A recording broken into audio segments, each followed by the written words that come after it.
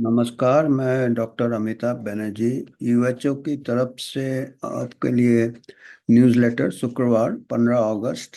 आज independence day भी है। इंडिपेंडेंस डे की भी शुभकामनाएं देते हैं हम आपको। 79th independence day. यूएचओ की तरफ से सबको शुभकामनाएं। आज हमारे 3 मुद्दे हैं आज के समाचार पत्र में। पहला मुद्दा आप लोग पढ़ रहे होंगे अभी, न्यूज़ में आ रहा है कि जो दिल्ली रीजन में सुप्रीम कोर्ट ने आदेश दिया है कि जितने भी फालतू कुत्ते हैं, रास्ते के कुत्ते हैं, उनको अलग कर दिया जाए। रास्ते उनका उनको शेल्टर में रखा जाए, उनके लिए अलग ये बनाया जाए। और कुत्ते वगैरह नहीं घूमने चाहिए रास्ते में, क्योंकि कुछ ऐसे हादसे हुए हैं जहाँ पे कुत्तों ने बच्चे को अटैक किया है, ये किया है। तो इसके ऊपर काफ़ी विवाद खड़ा हो गया है कि अचानक इसको कैसे लागू करें, क्योंकि कुत्ते करीब 10 लाख से ज़्यादा कुत्ते हैं दिल्ली और एनसीआर रीजन में। तो उसको अभी कैसे शेल्टर बनाएं, और शेल्टर में भी कुछ दुष्प्रभाव हो सकते हैं, बीमारियां फैल सकती है। तो ये सब के बारे में हम बात करेंगे। पहला मुद्दा ये है।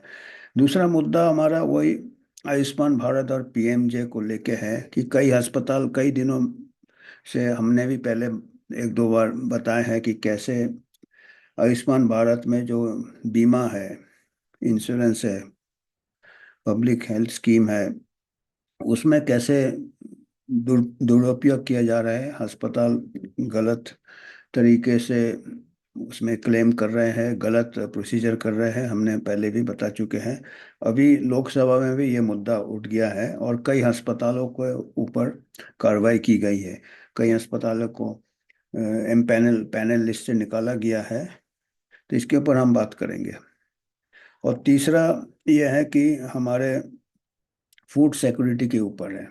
बीएमजे में एक अच्छा लेख आया है, उसमें बताया है कि हमारे जो हमको पोषण नहीं मिलता है।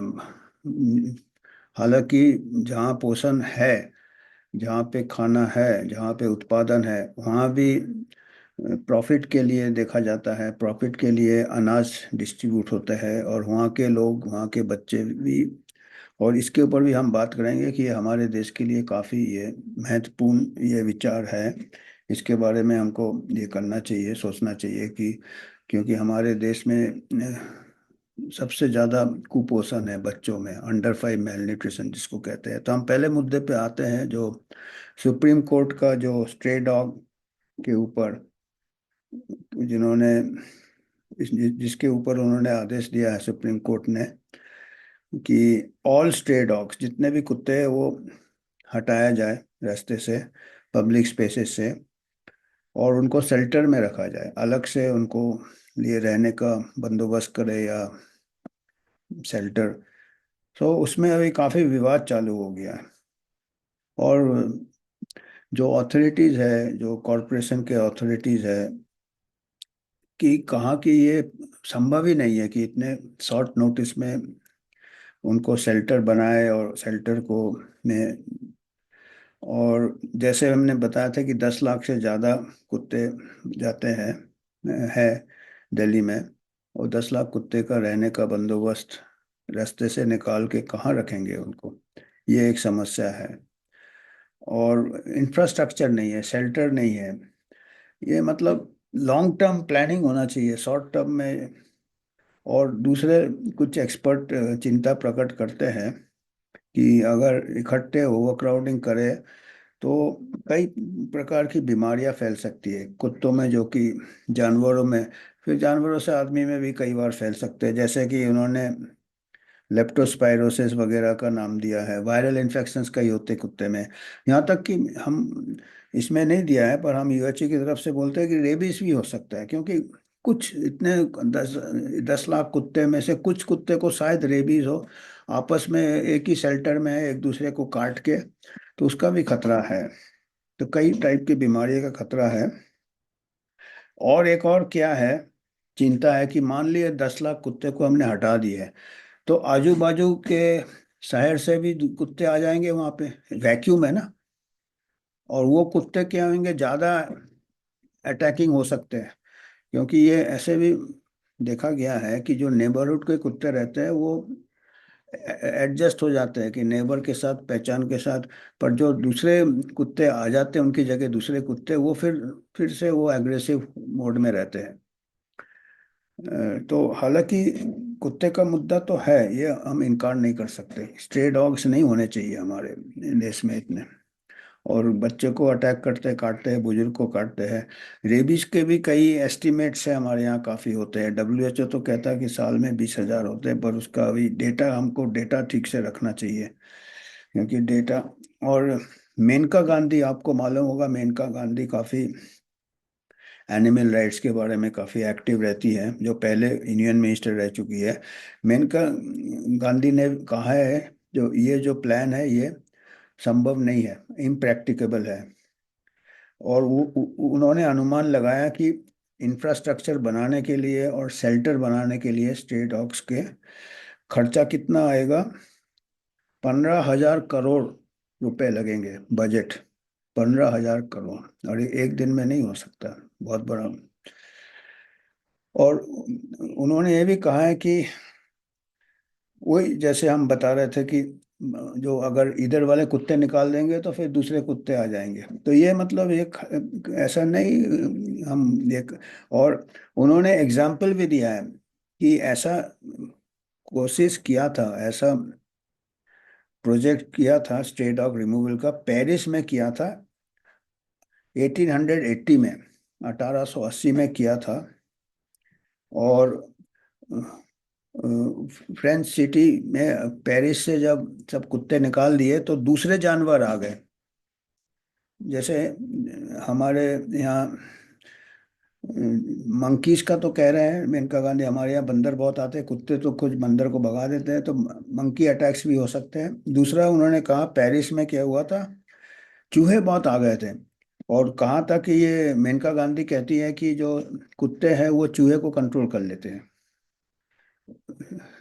रोडेंट कंट्रोल एनिमल है, छोटे छोटे जानवर को कंट्रोल कर लेते हैं कुत्ते। अगर आप कुत्ते शहर से निकाल दोगे तो दूसरे जानवर आ जाएंगे, छोटे छोटे जानवर, चूहे वगैरह। और बड़े जानवर भी, बंदर भी, आपको मालूम है दिल्ली में बंदर का काफ़ी है। तो ये समस्या इतना इजी नहीं है। और चूहे वगैरह, गंदगी तो ऐसे ही रहते हैं हमारे शहरों में, कंजर्वेंसी और हमारे जो वेस्ट डिस्पोजल वगैरह टाइम से नहीं होने से। तो मेनका गांधी का कहना है कि इसको रिलोकेशन नहीं करके, मतलब कुत्ते को नहीं हटा के, जो अभी के जो हम कदम लेते हैं उसको थोड़ा स्ट्रिक्ट कर दिया जाए। जैसे उनका नसबंदी की कराया जाए, स्टेरिलाइजेशन, एंटी रेबीज वैक्सीन दिया जाए, और डिस्टेम्पर वैक्सीन जो उनकी बीमारियां होती है। और अच्छे से गिनती किया जाए उनका, बर्ड्स कितने पैदा हो रहे, कितना उनको काउंट किया जाए, क्योंकि ये तो एस्टिमेट है, 10 लाख के है, हम कोई उसका हिसाब नहीं रख रहे हैं। तो हम इसी सहमत है कि हमको पहले कोई भी ऐसे कदम लेके, जो कि इम्प्रैक्टिकल है, जो कि संभव नहीं है कम समय में, इसको अच्छे से स्टडी करें, उसके बाद ऐसे डायरेक्टिव देना चाहिए। और जितने स्टेक होल्डर्स हैं, जैसे एनिमल एक्टिविस्ट है, एक्सपर्ट्स है, वेटनरियंस है, टाउन प्लानिंग वाले हैं, उनसे भी ये करें, सलाह लें। और ये प्रॉब्लम खाली दिल्ली का नहीं है ना, पूरे देश का प्रॉब्लम है।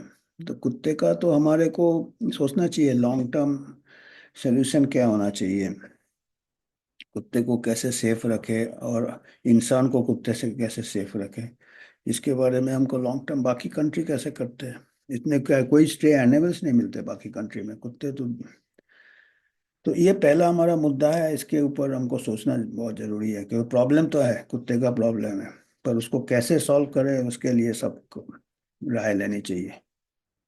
दूसरा है हमारा आयुष्मान भारत। जैसे हमने बोला कि आयुष्मान भारत में हमारा काफी ये होते हैं, घोटाला होते हैं, नकली पेशेंट, नकली है, फिर नकली प्रोसीजर हो जाते हैं मरीजों को, ले आते हैं स्कीम के अंडर। कैंप लिया, इससे पहले भी हमने रिपोर्ट किया। तो इसमें आयुष्मान भारत और इसका जो पीएमजे स्कीम है, प्रधानमंत्री जन आरोग्य योजना, ये इसके समस्या कम नहीं हो रही है। और काफ़ी प्रोपेगेंडा के साथ लॉन्च हुआ था, और हमने पहले भी इसके बारे में टिप्पणी की थी कि ये ठीक से परफॉर्मेंस नहीं है, और काफ़ी इसमें करप्शन वगैरह पाए गए हैं, मेल प्रैक्टिस पाए गए हैं। और कॉम्प्ट्रोलर ऑडिटर जनरल का भी रिपोर्ट है इसके ऊपर, सीएजी रिपोर्ट है। तो इसको ठीक करने के लिए कुछ स्कीम उठाया है कि कई अस्पतालों को पैनल से निकाल दिया है, और कईयों को पेनल्टी लगाया है फ्रॉड के लिए, बेईमानी के लिए। 1114 अस्पताल को पैनल से निकाल दिया आयुष्मान भारत के, क्योंकि उनकी सर्विस ठीक नहीं था। और 122 करोड़ पेनल्टी टोटल लगाया है 1504 अस्पताल में मेल प्रैक्टिस के लिए। और 550 करीब 549 अस्पताल, 549 अस्पताल को सस्पेंड कर दिया है। और ये लोकसभा में minister of state for health and family welfare ने ये स्टेटमेंट दिया। क्वेश्चन आवर में पूछा होगा। तो अभी, और उन्होंने ये भी कहा लोकसभा में कि एंटी फ्रॉड मैकेनिज्म लागू किया है, नेशनल एंटी फ्रॉड यूनिट बनाया है। उनका काम यही है कि ये ऐसे फ्रॉड ना हो आयुष्मान भारत में, इन अस्पतालों में, और उसको पकड़ा जाए, फ्रॉड को पकड़ा जाए, और उसके कार्रवाई की जाए, जिससे कि ये मिसयूज एंड एब्यूज, इसका दुरुपयोग ना हो ये स्कीम का, पीएमजे, आयुष्मान भारत पीएमजे। तो ये जो अच्छी बात है, ये सब तो होना चाहिए, फ्रॉड को कंट्रोल करना चाहिए। और पर हम ये भी कहना चाहेंगे कि लॉन्ग टर्म सोल्यूशन जो है हेल्थ केयर सबको अवेलेबल करने के लिए हमको पब्लिक हेल्थ इंफ्रास्ट्रक्चर और पब्लिक हॉस्पिटल्स का हालत को सुधार करना पड़ेगा।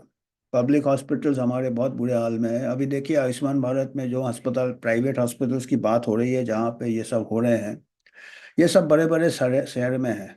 पर 70% लोग, 60% लोग हमारे गांव में रहते हैं, छोटे शहर में रहते हैं, वहाँ पे तो फैसिलिटीज है नहीं। गवर्नमेंट में फ्री मिलना चाहिए। और अभी आयुष्मान भारत में भी निकला कि कई स्टाफ का, इसमें कंप्ट्रोलर ऑडिटर जनरल सीएजी के रिपोर्ट में भी आया है कि कितने 40%, 30% कभी है, कमी है। हमारे गवर्नमेंट हॉस्पिटल में डॉक्टर्स की कमी है, नर्सेस की कमी है, इक्विपमेंट्स की कमी है, इक्विपमेंट्स काम नहीं कर रहे हैं। तो ये हमको, ये जो शॉर्टकट है आयुष्मान भारत और पीएमजे स्कीम, इसमें अगर आज नहीं तो फिर से फ्रॉड चालू हो जाएंगे, और लोगों को इसके लिए भी बहुत कागजी कार्रवाई करनी पड़ती है। बहुत इसमें बिचौलिए आ जाते हैं, बहुत मेल प्रैक्टिस होता है, गलत ऑपरेशन कर देते हैं जो ज़रूरत नहीं है, क्योंकि इनको प्राइवेट हॉस्पिटल को पेशेंट्स भरने रहते हैं, बेड्स अपने प्रोसीजर्स करने रहते हैं, इक्विपमेंट खरीदते हैं तो महंगे इक्विपमेंट आते हैं, तो उनको इस्तेमाल करना रहता है। जो तो उसमें इसीलिए गवर्नमेंट हॉस्पिटल्स और पब्लिक हॉस्पिटल्स हमारे, उसमें ध्यान देना चाहिए, जो कि बहुत ज़रूरी है और मुश्किल भी है। इसलिए शायद कोई सरकार इसको नहीं करती है। पर जब तक लोगों का डिमांड नहीं होगा कि हमारे primary health centre, secondary health centre, district level hospitals, क्योंकि इतना ज़रूरत पड़ना नहीं चाहिए कि हम बड़े शहर में टर्सरी केयर में आए, इसका मतलब पहले केयर नहीं होते, डिजीज आगे बढ़ जाता है, और उसके भी फैसिलिटीज़ नहीं है। और तो ये मुद्दा है, ये हमेशा बार बार ये आ रहा है कि हमारे लोगों को बराबर से हेल्थ केयर नहीं मिल रहा है। शहरों में लोगों को पास है हेल्थ केयर, गरीबों के पास नहीं है। तो ये एक मुद्दा है, इनइक्विटेबल कहते हैं इसमें।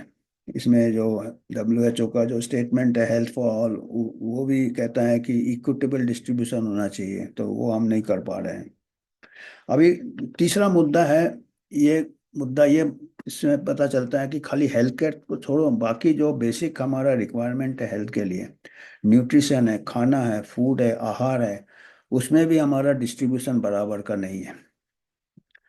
तो खाली मेडिकल केयर नहीं है, हमारे को जो बेसिक रिक्वायरमेंट्स है, जैसे फूड सिक्योरिटी नहीं है, और एक बीएमजे ब्रिटिश मेडिकल जर्नल में एक कमेंट्री आया है कि फूड इनसिक्योरिटी सबसे बड़ा चैलेंज है हमारे टाइम में।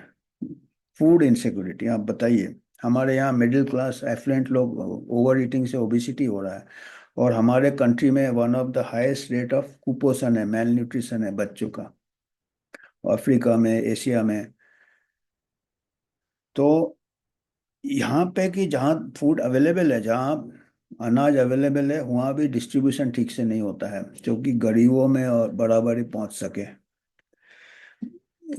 ये कहते हैं जो बीएमजे में जो कमेंट्री है, फूड सिक्योरिटी का मतलब है कि खाना खाली अवेलेबल ही नहीं हो, पर लोगों के नज़दीक हो, लोगों के पास पहुंच सके, एसेसेबल हो, जिसको अंग्रेजी में कहते हैं।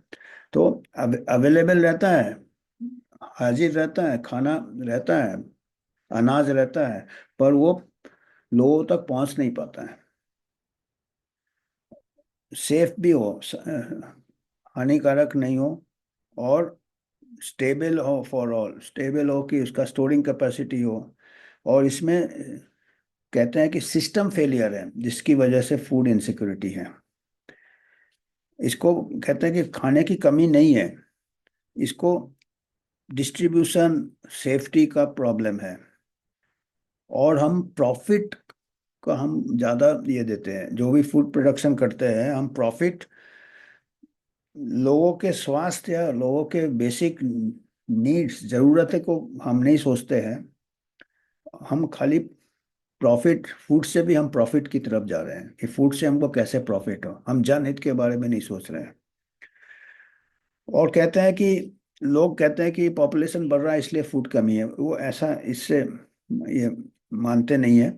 ये जो लेखक है इनके, वो कहते हैं कि कमर्शियल सिस्टम, कॉमर्स जो आ जाता, प्रॉफिट आ जाता, और पॉलिटिकल इकोनॉमी, उससे ज़्यादा ये होता है कि किसको खाना मिल रहा है, किसको खाना नहीं मिल रहा है। अवेलेबिलिटी है, पॉपुलेशन ग्रोथ भी से भी इतना फर्क नहीं पड़ता जितना कि पॉलिसी से पड़ता है, जिसमें कि हम प्रॉफिट को ज़्यादा ये देते हैं अपने हेल्थ से। और कहते हैं कि जो कई ऐसे रीजन है जो ग्लोबल साउथ जिसको कहते हैं, डेवलपिंग कंट्री है, कि वहाँ पे कुपोषण है, मैलन्यूट्रिशन है, और बाजू में एग्रीकल्चर प्रोडक्टिविटी बहुत ज़्यादा है, अनाज का उत्पादन भी हो रहा है, उसके बावजूद भी मैलन्यूट्रिशन है, कुपोषण है बच्चों में। ये ग्लोबल साउथ में जो कह रहे हैं, बहुत large quantity of food and cash crops are produce, बहुत ऐसे क्रॉप्स करते हैं जिसको एक्सपोर्ट कर देते हैं प्रॉफिट के लिए, और लोकल कम्युनिटी को नहीं मिलता, तो वही प्रॉफिट आ गया, एक्सपोर्ट आ गया। तो cost of global food waste, और फूड वेस्ट भी बहुत होता है, इसका मतलब ये मैनेजमेंट ठीक नहीं है फूड का। ये gross domestic product of most countries amounting to dollar 1 trillion, $1 trillion का वेस्ट हो जाता, $1 ट्रिलियन का वेस्ट होता फूड हर साल, जो कि लोगों को मिले तो हेल्थ इंप्रूव हो जाए, मेल न्यूट्रिशन इंप्रूव हो जाए। With a meal a day, 1 billion लोगों को खाना खिला सकता है, इतना वेस्ट होता है कि 1 बिलियन लोगों को एक दिन का खाना खिला सकते हैं, $1 ट्रिलियन। अब इसमें हमको डेटा चाहिए, वो कहते हैं हमको डेटा चाहिए जो हमको गैप पता करे, और टारगेटेड हम इसका इंटरवेंशन करें कि इसमें हम टारगेट। और पॉलिटिकल मामला है, वो कहते हैं फूड का जो इनसिक्योरिटी है, and production and distribution shared by colonial legacies, ये कहते हैं जो कॉलोनियल लीगेसी है, जो हमारे को ब्रिटिश टाइम से, हमारे जो कि ब्रिटिश एम्पायर था या जो भी स्लेवरी था, तब से वो एक प्रकार से प्रथा चल रहा है कि एक्सप्लॉयटेशन ऑफ द पुअर। बताइए, देखिए आज इंडिपेंडेंस डे है, तो आज हम ये बात कर रहे हैं कि आज के तारीख में बीएमजे में पिछले हफ्ते ये आर्टिकल आया है कि अभी भी हम सही में इंडिपेंडेंट है क्या, कि कॉलोनियल सिस्टम से अभी भी लोग गरीबी में हैं। ये colonial legacies, trade policies, and land ownership structure, corporate profit, and economic system that often prioritize exports over feeding local population. अंग्रेज कॉलोनिज्म में किया था, यहाँ टी गार्डन में हमारे लेबर से चाहे अफीम तक उन्होंने एक्सपोर्ट किया अपना ट्रूप्स को सपोर्ट करने के लिए। तो अभी वो कह रहे हैं कि अभी भी ऐसे ही चल रहा है कि हम लोकल लोगों से काम करके हम एक्सपोर्ट करते हैं, लोकल लोग का फूड इनसिक्योरिटी है, ऐसे भाव अभी है। मोनोकल्चर है, द शिफ्ट डिस्पोज डिस्प्लेस कम, अभी टोबैको का ये और शुगर केन ये भी प्रॉफिट मोटिव से कमर्शियल इंटरेस्ट है, इससे कोई हेल्थ नहीं इंप्रूव होता है। और इंडिजिनस नॉलेज एंड बायोडाइवर्सिटी, जो लोकल एग्रीकल्चरल प्रैक्टिसेस को हम डिस्प्लेस कर रहे हैं, इस टाइप के जो पॉलिसीज है, कॉलोनियल पॉलिसीज है। और जेनेटिकली मॉडिफाइड सीड्स की बात कर रहे हैं। देखिए अभी हम कुछ दिन पहले ही हमारे न्यूज़लेटर में हमने बताया था कि जेनेटिक मॉडिफाइड राइस का ये कर रहे हैं। और डिपेंडेंस ऑन कॉरपोरेशंस एंड जो seeds and traditional farming methods को, जो वहाँ के लोकल के फार्मिंग मेथड्स को उसको साइडलाइन करते हैं, जैसे ऑर्गेनिक फार्मिंग आर्मिंग, आपका जेनेटिक मॉडिफाइड फूड्स वगैरह। द अबव कमेंट्री हमारे कंट्री के लिए बहुत रेलिवेंट है। हमने highest rate of child mail nutrition है, 2000 बच्चे का देहांत होता है ड्यू टू अंडर न्यूट्रिशन। बाकी बीमारियां जल्दी हो जाते हैं, इन्फेक्शन वगैरह अगर कुपोषण हो तो। और फूड इनसिक्योरिटी से बढ़ जाता है। और यूएचओ ने प्रीवियस न्यूज़लेटर्स में जीन एडिटेड राइस के बारे में कहा था। और हमने फोर्टिफिकेशन ऑफ राइस के बारे में भी न्यूज़लेटर निकाला था, कि ये कह रहे हैं ना ये सब कमर्शियल इंटरेस्ट है, फोर्टिफिकेशन ऑफ राइस में भी कमर्शियल इंटरेस्ट है। उसमें भी पाथ और गेट्स फाउंडेशन आ जाता है, उनका जो फोर्टिफाइड राइस का जो प्लांट है जो ये है, इससे। और फोर्टिफाइड राइस से ऐसे लगेगा कि कुपोषण दूर हो रहा है, पर ऐसे जो शोध किए थे उसमें हमने पहले न्यूज़लेटर में दिया है कि ऐसा कोई स्टडी नहीं है कि फोर्टिफाइड राइस से एनीमिया दूर होगा। कोई ऐसा अच्छा स्टडी नहीं है। और बल्कि किसी को दुष्प्रभाव हो सकता है, जिनको कि कुछ बीमारियां हो, जो आयरन ओवरलोड हो सकता है। तो बिल्कुल ये अभी भी ऐसे चल रहे हैं। तो ये हमारे यही मुद्दे थे आज। तो एक तो हो गया स्ट्रे डॉग का प्रॉब्लम, ये प्रॉब्लम ऐसे है कि क्विक सोल्यूशन नहीं है। दूसरा है हेल्थ प्रॉब्लम हमारा, हम अभी भी आयुष्मान भारत और प्राइवेट सेक्टर को हम डाइवर्ट कर रहे हैं, पब्लिक हॉस्पिटल्स हमारे कमजोर होते जा रहे हैं। और तीसरा हमारा फूड सिक्योरिटी भी नहीं है। हर चीज में हम मतलब इनइक्वालिटी है। आज़ादी पूरा नहीं है अभी हमको। आज़ादी तभी होगा जब हम भरपेट खाना मिलेगा और हमको ज़रूरत में हेल्थ केयर मिलेगा और ये मिलेगा। तो ऐसे आज 15 अगस्त है, आज खुशी का दिन है। पर कुछ हमको चिंतन भी करना चाहिए कि और हम कैसे अच्छा एक देश बन सकते हैं, जिसकी बुनियाद है हमारा अच्छा हेल्थ, अच्छा न्यूट्रिशन, अच्छा हेल्थ केयर, अच्छा एडुकेशन। और हर इसमें हम थोड़े स्ट्रगल कर रहे हैं अभी भी, 79 ईयर्स बाद भी। तो इसके हमको पूरा मिलके हमको सोचना चाहिए, हमारे प्रतिनिधि को से बातचीत करना चाहिए, भाई ये हमारे जो बुनियादी समस्याएं है, इसको कैसे लॉन्ग टर्म सॉल्यूशंस चाहिए, शॉर्ट टर्म सॉल्यूशंस नहीं चाहिए। तो आज इतना ही था। धन्यवाद।